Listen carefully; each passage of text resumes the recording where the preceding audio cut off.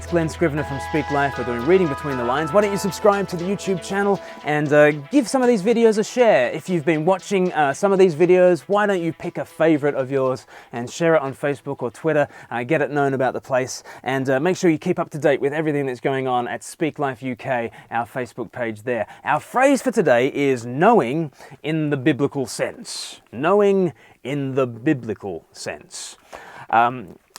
So often we know what knowing in the biblical sense means, you know, nudge, nudge, wink, wink.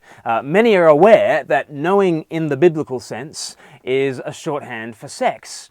But few people know what it is that's biblical about that biblical sense. Well, actually, it all goes back to Genesis chapter 4, verse 1. And I'll just read in the old King James translation. It says this, "And Adam knew Eve, his wife, and she conceived and bare Cain."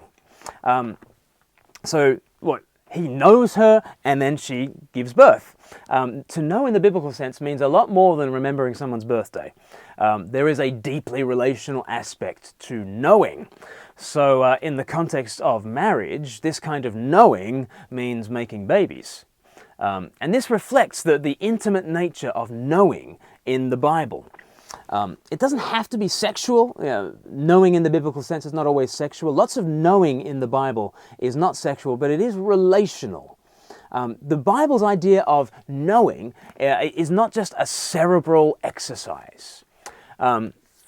Maybe it's been kind of the effects of the Enlightenment in the West, and ever since the 17th century, perhaps we've tended to consider knowledge as a matter of accumulating information.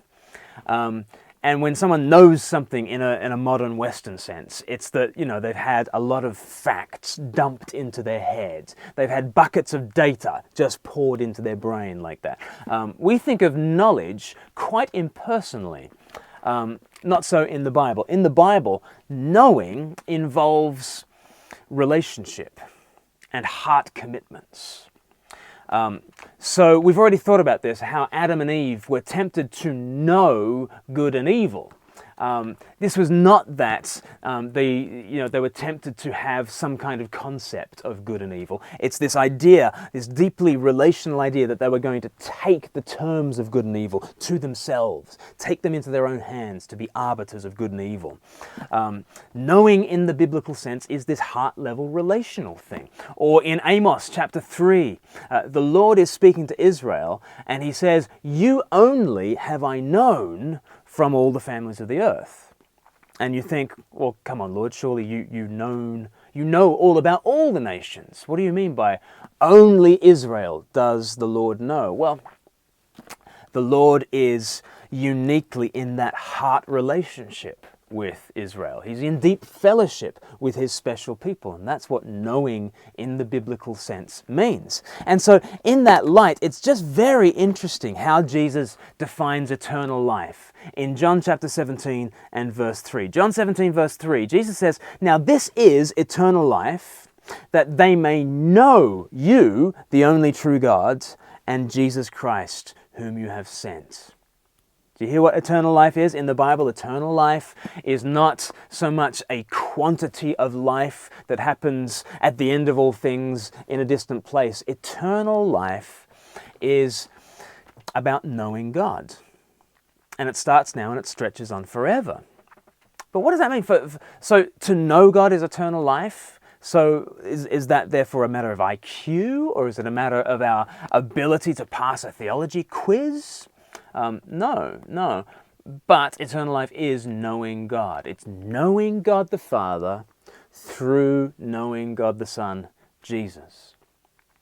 It's not simply about, do you hold orthodox ideas about God? But it's about personally, relationally, from the heart, knowing God in the biblical sense. That's what eternal life is. It's not actually filling our heads with Bible verses.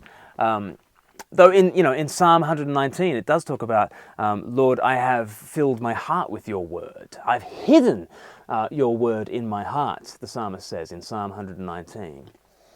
But knowing God in the biblical sense is the phenomenal privilege that's held out to us by Jesus. It's about a deep, face-to-face, heart-to-heart relationship with Jesus.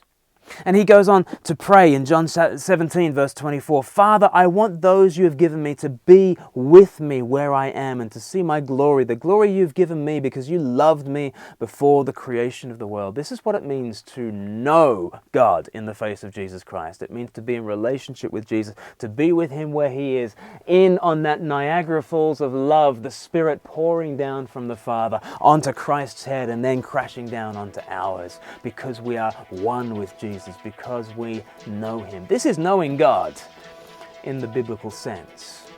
And maybe the application should be clear, shouldn't it? Maybe right now we just need to pray, God, I want to know you. I want to know you in the face of Jesus in a way that I've never known before.